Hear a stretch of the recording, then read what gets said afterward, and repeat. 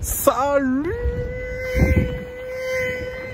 à tous, la team Well, Thomas Show pour Lyon Fan TV. Très heureux les gars de vous retrouver pour une nouvelle vidéo. Je suis à Paris, dans un de mes endroits préférés, le Jardin des Plantes, pour vous faire un petit débrief à froid de ce match contre Brest. Si on peut dire débrief, parce qu'on va en parler vraiment. Aujourd'hui, les mots me manquent, mais je vais essayer quand même de vous faire un petit topo là-dessus, vous donner mon ressenti. Je tiens déjà à remercier vraiment tous mes copains de Lyon Fan TV, à savoir Constant, Clément, Smaïl et Étienne qui ont animé ce débrief de main de maître.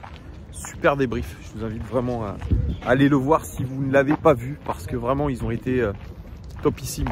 On parle avec le cœur. C'est vrai qu'on a trop l'impression en ce moment de se répéter, refaire les mêmes choses, dire les mêmes choses. Ça dure depuis de longs mois. J'étais au mariage de mon frère. Oui, il y a eu un mariage civil et un mariage religieux, ceux qui se demandent. Beaucoup de questions d'ailleurs.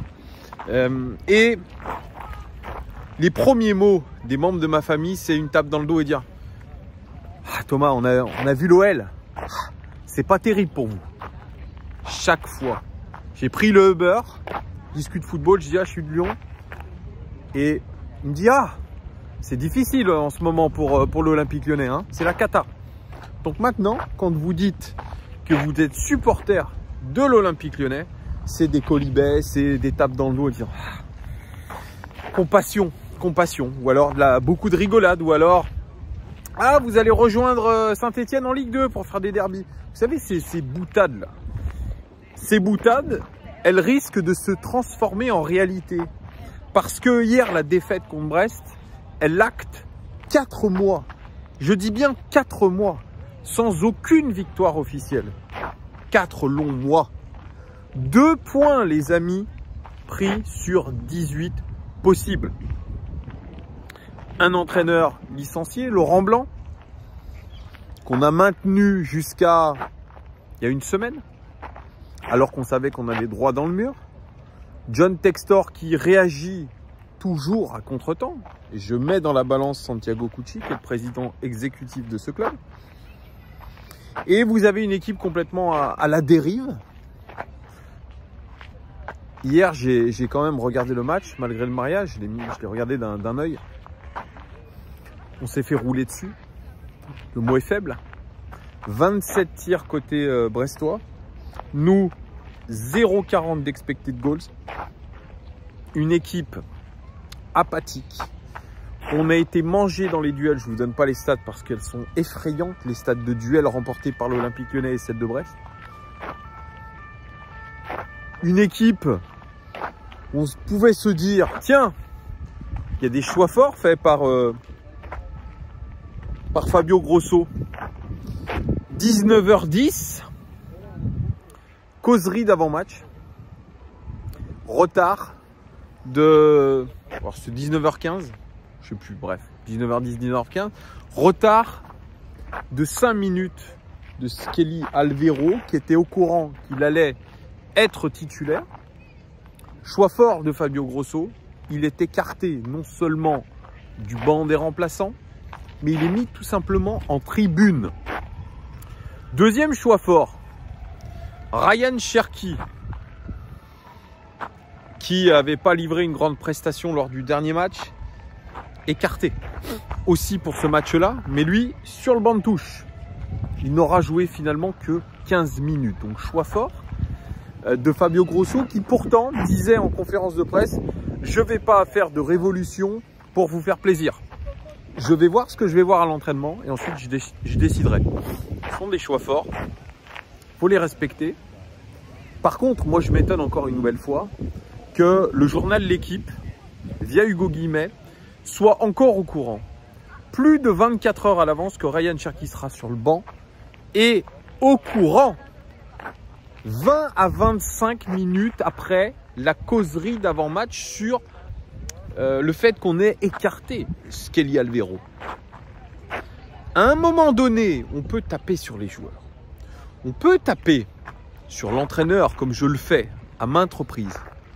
Mais quand est-ce que nous allons arrêter de nous saborder et d'utiliser une putain de taupe à l'intérieur du vestiaire qui nous pourrit la vie? Alors, je ne vous dis pas que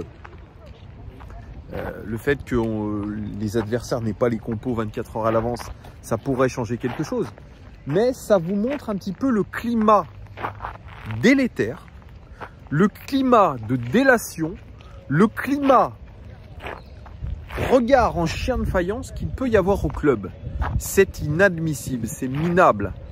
Voilà. Il y a des choses qui doivent rester dans un vestiaire. Alors bien sûr, ça nous fait commenter. Ouh, premier choix fort de Fabio Grosso. Ouh. Ouais, mais c'est minable. Vous me direz en commentaire ce que vous pensez de cette fameuse taupe, Hugo Guimet, qui bizarrement a beaucoup d'informations. Beaucoup d'informations. Et qui sont dévoilées à la France entière en temps réel. Posez la question. Moi, je serais joueur, je commencerais à être vraiment, sincèrement gonflé. Mais bon, bref. Fabio Grosso, revenons-en.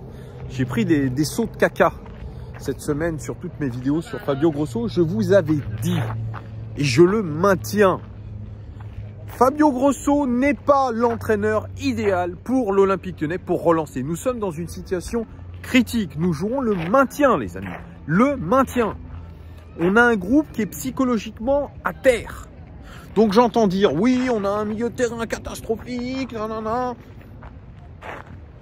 Si seulement ce n'était que le milieu de terrain. Vous voyez bien que les joueurs ne répondent plus, ne réagissent plus. Certains me disent, oui, mais Thomas, c'est pas un groupe uni, c'est pas une bande de potes. Parce que oui, on avait une équipe de Brest. Quand Steve Mounier est passé en interview d'après-match, il a dit quoi? Oui, on est une bande de potes. Oui, je pense que c'est le ciment d'un collectif, c'est de bien s'entendre. On ne peut pas s'entendre avec tout le monde, mais en tout cas, qu'il y ait une vraie cohésion. Et à l'OL, il n'y a pas cette cohésion d'équipe, de groupe. Donc quand je vois le petit Moreira avec son téléphone portable dans la salle d'entraînement en train de danser et filmé par Jeffinho, et qu'il y en a certains qui disent « Ah, le groupe vit bien, le groupe vit bien !» Déjà, c'est nullissime de prendre son portable pendant l'entraînement. Ça devrait être interdit, même en salle de muscu. Déjà, là, ça va pas. Donc, quand on me dit « Ouais, Fabio, il a rétabli l'autorité », c'est pas avec une décision qu'il a prise avec Alviro que, je rappelle, Peter Bosz avait prise avec Paqueta, que ça va changer grand-chose. Donc, c'est pas comme ça qu'on s'impose. Donc, ce n'est pas l'entraîneur idéal. Alexandre Lacazette, dépité, et d'ailleurs, moi je suis d'accord avec ce qui était dit dans le débrief. Alex Lacazette, il y a un problème, je pense, au-delà. Pardon de vous déranger, on parle de l'Olympique Lyonnais. La situation est critique, mesdames. Oui, ben, on devrait s'en foutre, nous aussi. Bref, vous voyez, on s'en fout complètement de l'Olympique Lyonnais. Ah là là, j'en ai marre. Bref. Je sais plus où j'en étais. Ça m'a complètement, voilà, ça fait partie des aléas de quand je fais des vidéos comme ça. Oui, donc je vous disais, le pauvre Alexandre Lacazette. Alexandre Lacazette, je pense, il a des problèmes au-delà du sportif. Ça se voit, ça se sent. Je vais pas vous donner d'infos, j'en ai pas. Ça se ressent. Je suis d'accord avec ce qui était dit dans le débrief d'hier. Il y a un problème perso chez Alex Lacazette qui se remet sur le terrain, et comme sur le terrain ça va pas, il y a tout ça qui se culbute. Et en plus, il va être absent contre Reims, car suspendu. Rien ne va dans le bon sens. Il est extrêmement énervé, on l'a vu hier en interview. Il a dit ne pas vouloir déraper, il en veut à ses coéquipiers. Et il a dit quelque chose aussi d'important, il a dit ouais, il faut laisser du temps au coach Grosso, sauf qu'il n'y a pas de temps. Il a dit il faut que tout le monde, tous les joueurs comprennent ce qu'il veut mettre en place. Donc probablement qu'il leur demande des choses et des choses d'ailleurs similaires à ce que demandait Peter Bosz et qui avait du mal déjà à être appliqué. Beaucoup de courses, beaucoup de fausses courses pour ouvrir des espaces. Ça, hier, on l'a vu que l'OL n'était pas capable de le faire. Ou alors que des courses désordonnées. En fait, on a vu des joueurs avec désordonnés, avec un chef d'orchestre qui ne savait pas quoi faire à part gesticuler. Je Je crois qu'on avait des regards hagards, personne ne savait quoi faire. Il y a une tension, il y a une peur qui s'est installée. Et pourquoi Fabio Grosso n'est pas le coach idéal? Parce que je l'avais dit, c'est un coach qu'il nous faut à poigne. Un coach français, un bon de Ligue 1, mais qui est spécialiste de ce genre de sauvetage. On peut penser à Antoine Comboiré qui a quand même sauvé Nantes, même si il y a des choses à redire, à revoir, mais c'est quelqu'un qui a de la poigne. Gattuso, moi je vous avais dit, j'étais pas d'accord au début, mais si on me donne le choix entre Gattuso et Fabio Grosso, je prends Gattuso par rapport au fait qu'il ait de la poigne, qu'il sache unir un groupe désuni comme il l'a fait du côté de Naples. Et je pense qu'aujourd'hui, il n'y a pas à se poser de questions tactiques ou des choses comme ça. Vu que c'est un problème dans les têtes, c'est un problème où il va falloir se secouer et redonner la confiance, on a besoin d'un coach à poigne. Et Fabio Grosso est tout sauf un coach à poigne. Oui, il a des idées dans le jeu, mais aujourd'hui, vous ne pouvez pas travailler des idées dans le jeu. On est dans une situation d'urgence. Alors bien, je l'entends dire, ah bah oui, l'OL, hier, il y avait une différence criante d'intensité entre les deux équipes. Ah bah je sais pas, on nous a dit que l'OL avait fait une préparation d'enfer avec Laurent Blanc, stage aux Pays-Bas. Attention, vous allez voir ce que vous allez voir. Les joueurs vont être préparés, ça va leur servir, etc. Antonin da Fonseca, qui est responsable de la performance avec Martin Buchheit, qui est un ingénieur de la NASA, dites-vous, la NASA, carrément, écrit des bouquins et tout. Il est sur des détails. On n'a jamais été aussi minable en termes de physique. Donc déjà, si je dois cibler deux postes à jeter à la poubelle, des types qui n'ont plus rien à faire ici, c'est Antonin da Fonseca et c'est Martin Buchheit. Possible d'avoir des joueurs qui ne peuvent pas répéter les courses alors qu'ils ont un match par semaine. On va me dire, ah, c'est dans la tête, non. Attendez. Je veux bien qu'on me dise la tête est liée au corps, mais quand même, là, il y a un minimum. On est l'équipe qui court la moins du championnat. Non, il faut recadrer tout ça. Donc moi, j'ai vu aussi un Fabio Grosso complètement paumé finalement. Il dit, ouais, moi je connais les joueurs que par vidéo. Bon, il va falloir que je les observe. Il va falloir qu'on travaille plus. Après, on nous dit, ouais, mais on en a marre des mots, on se dit toujours les mêmes mots. Maintenant, on veut des actes. Vous croyez que ça marche? Quand je vous disais qu'ils ne trouveront pas les leviers, ils ne les trouveront pas parce qu'ils ne veulent pas les trouver. Parce qu'ils se trompent dans le casting. Quand je dis que sur cette chaîne, nous disons certaines choses, des vérités, nos vérités, mais nos analyses, excusez-moi, on les donne gratuitement. Bien sûr, on n'est pas décideur, mais on donne des pistes. Et si on nous écoutait un petit peu plus sur cette chaîne, c'est prétentieux, hein, on serait peut-être pas aujourd'hui à ce niveau-là parce que les décisions, il y a des décisions à prendre, mais rapides. Là, aujourd'hui, oui, je suis d'accord avec vous. L'OL joue clairement le maintien. Antoine des Éditos me disait qu'à ce rythme, à la 34e journée, on aurait 11 points.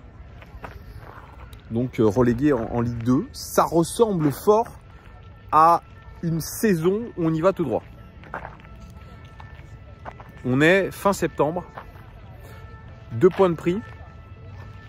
Et John Textor qui avait l'idée de nous raconter que l'OL était toujours un club qui voulait aller en Ligue des Champions cette semaine. Donc, la maison OL brûle.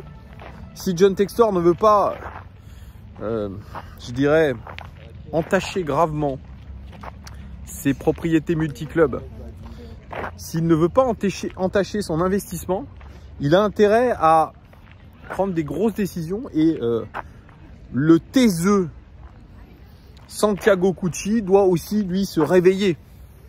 Voilà, les décisions vont devoir être prises et je vous dis même quelque chose, ça va vous faire bondir, mais Fabio Grosso ne tiendra pas jusqu'à la fin de la saison. Et je vais même aller plus loin. Fabio Grosso ne tiendra pas jusqu'à la fin du mois d'octobre. Ça a été dit sur cette chaîne, vous retenez, il ne tiendra pas, on va devoir aller chercher un autre entraîneur. Ça ne passera pas. Donc moi j'entends, c'est vrai, Constant qui dit que c'est pas un problème d'entraîneur. Certes, c'est pas qu'un problème d'entraîneur. Je suis d'accord avec vous, c'est pas qu'un problème d'entraîneur. Mais quand même, l'entraîneur est le chef d'orchestre. L'entraîneur doit donner le là, c'est celui qui est au quotidien à l'entraînement. Moi, je vous ai fait une vidéo sur le staff pléthorique et le staff de losers que nous avons, parce que des gens sont là depuis plus de 10 ans en moyenne, je vous avais dit 9 ans.